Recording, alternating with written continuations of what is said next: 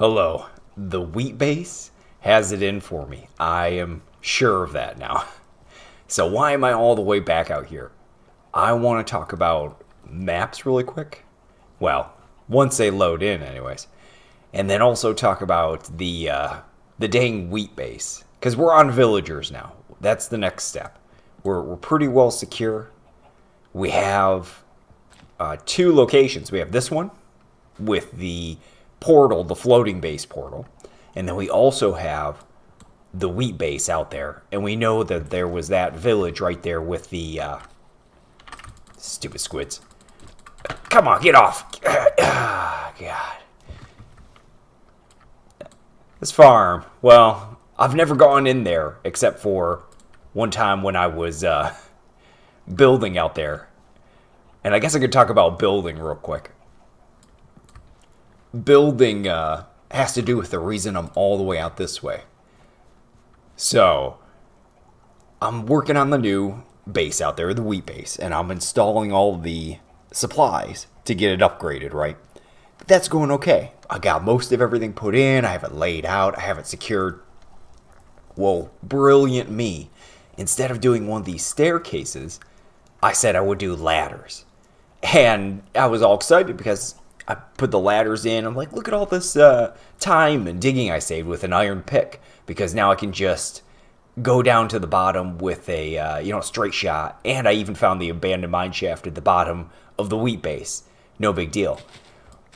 Well, yeah, that ended up being a mistake because I widened out the ladder shaft.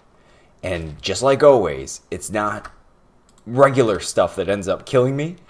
It's the silly mistakes with construction stuff. I wish there was a hemp rope or something you could tie to your body and then, to like a certain location. And then if you fall, it stops your, negates your fall damage or something like that. So yeah, I fall and I die. What did I lose? It's not the worst thing. I lost nothing replaceable. We'll put it irreplaceable. We'll put it that way. But I did lose. There was some diamond loss. So, a little bit sad there. What do I mean by irreplaceable? Well, we'll say stuff like the brewing stand and the Vessel of the Dragon. And while there's other locations further out you can go to get them, it's just the difficulty of getting stuff like this. Or maybe these, the ancient manuscripts. Or books now, because books are kind of a rarity. Blaze Rod's not so much, but it's just a pain. And probably the Dormant Soul Forge is up there with difficulty in obtaining. But of course, there's other ways you can get an anvil besides the Soul Forge. Alright, now that the maps have loaded in, let's do a discussion about maps. So, Flower Child, he's not too thrilled about, using the maps and all that. And you can just grab a compass and be pretty well off, especially if you're decent in navigation. But if you're like me, and you get lost all the time really, really badly, then maps are kind of a saving grace. And of course, so the map recipe is you put the 2 soul urns just like this. Well, I'll put it in the crafting grid so it's a little bit easier to see. Grab some paper. Go run over here. And then some paper like this. And this. And this will give you a 1-scale map. Now, some of the changes from vanilla maps, once you have made a map, you usually can upsize it, right? Well, in Better Than Wolves with it, whatever scale you make this map. So if I make this one right now and then open it up, that's it. It is 1 scale forever. That's it. But if you were to take this map and have it, pull it out, but don't open it, and then put it back in your crafting grid and surround it by just more paper, you can get it all the way up to a 16 scale map. So that's the way it works. And that, that's going to be your most useful. So I have 2 maps done up here. There's one more that's over on the other side. Now I can get a look at how the world is shaped. And that really helps me because I'm awful with, picturing it kind of in my mind because you're on this 2D scale and you're thinking, okay, well, this biome's here and this biome's here. But if you have a bigger picture, like a map scale set out, then you're good to go. So this map has on it the base that's closest to 0, 0 that I have. That one where I got back and it has the What major construction? We'll say the burned down building, the building that kept burning down again and again, and that's right here. And it's really cool because you can even make out the stumps and the deforestation and everything else. So where is 00? It's right about here. This is 00. That's insane how close that is on this map. But I think this is the largest map size. This is a 16 by 16 scale map. So up there in the right corner is that base. In the middle, more or less, just right of middle, that's 00. Where are we at? Well, this base here is actually all the way down here, and this dot is somewhere like down here on this map scale.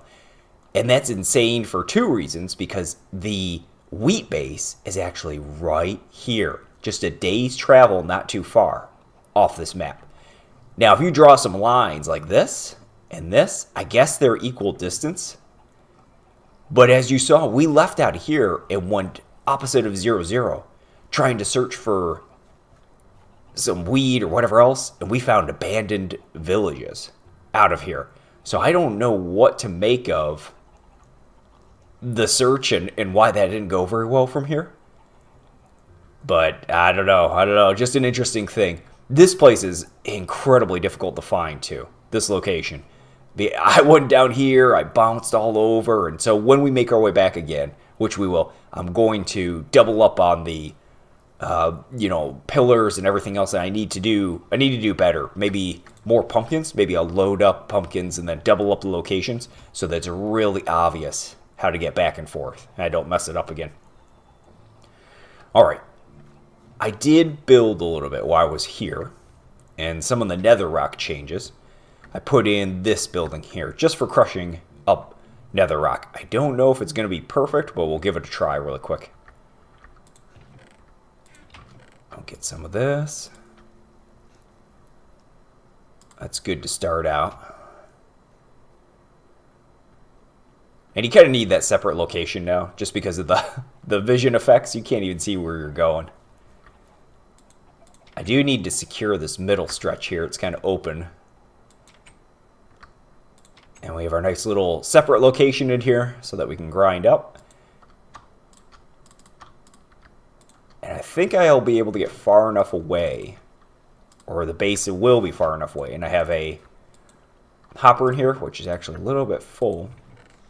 And I guess I could add, and then you open it like this, and off it goes. So let's get out of range.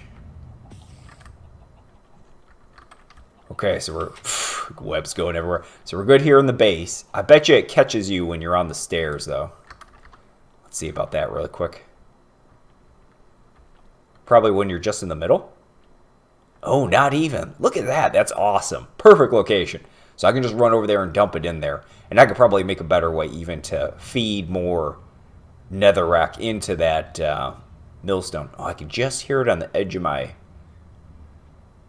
Just the edge of it, but it's not catching me with the effects. So that's kind of a perfect placement. And then I can still see it. Awesome. Okay, so we talked about maps. Now I know the location that we're at out here. I even took this map with me and went to the floaty base really quickly to see where it was. If it popped up on here, that sucker is way off. Way off. So what I'm going to do... The wheat base is cursed, by the way. I've decided. It's just absolutely cursed. It's out to kill me. Nothing, everything I do there is like one step forward, two steps back. So we're going to make our first villager push out of here. I'm going to do up the soul urns. I'm probably even going to expand the hibachis a little bit and speed up the process.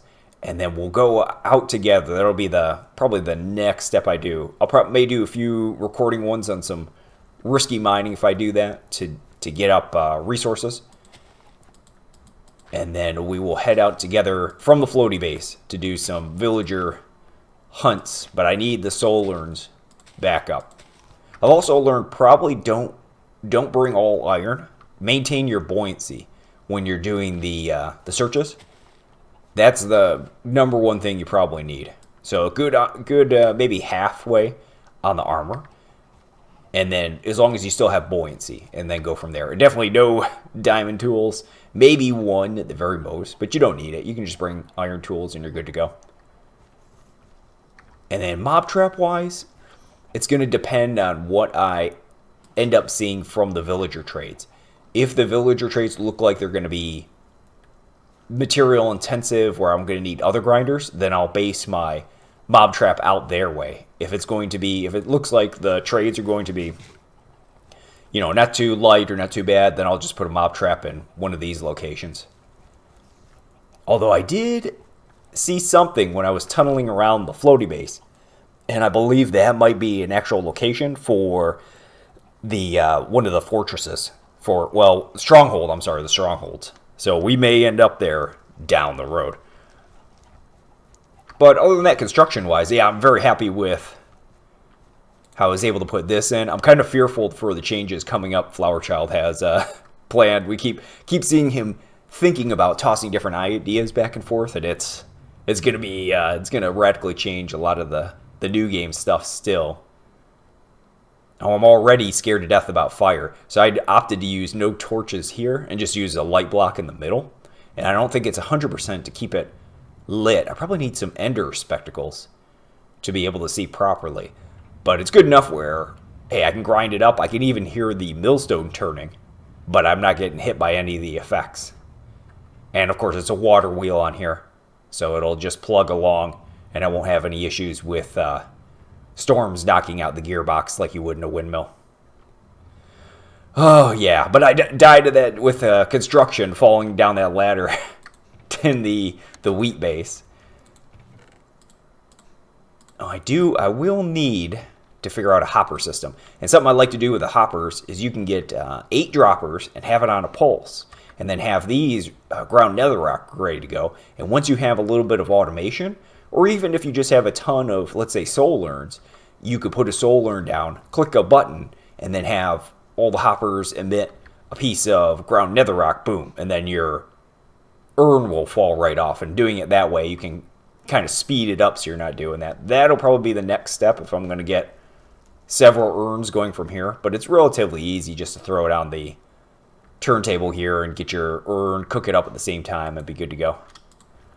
Oh, we actually need some more fuel. And I'm finding nether coal is your next best bet for smelting, because you can use wood and all that, but if you're crushing up a lot of coal at this stage, you might as well use it for smelting. And I'm not 100% sure. This could be a test.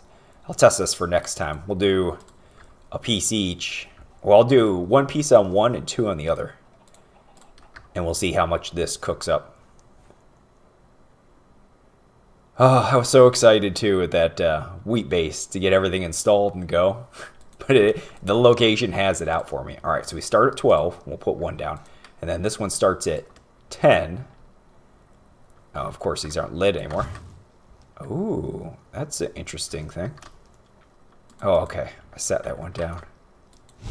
There we go. Yeah, but nether coal really gets it done. Much, much better. Okay, empty there, good. This machinery good. I might do a demo on kind of the next step, because in my opinion, the next best automation, you could do it for reeds and just have an automated piston pusher to get your reeds pushed down into a water stream of that, but you don't really need it in the beginning. Early on, until you see what the villager trades are, there's not too much automation you need. You could do a mob trap, but that's not all that automated. And you could do a killing system. I know Whoopi, you did that for cows and that. That's definitely a good killing system. But in my opinion, one of the earliest ones you need is just to speed up the soul urn construction a little bit and having the droppers with that. And I think that's relatively inexpensive too. I'll have to look up the recipe. And then we'll check over here. Let's drop this off. Ugh, wonderful.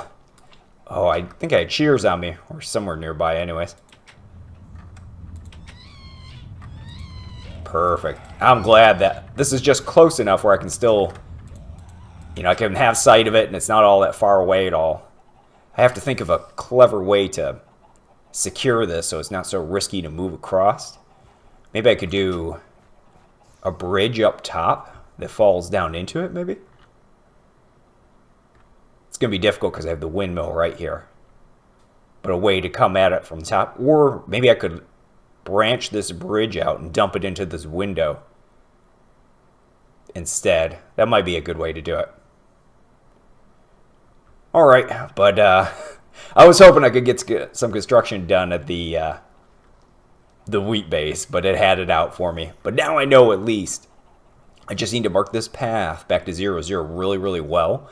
And then the next few journeys on the open ocean, I can get this map marked out well. I need to make a copy of it so that I don't have to start from scratch if I lose this one, and then put it somewhere in one of the good bases, have a copy, and then keep the original with me as I travel.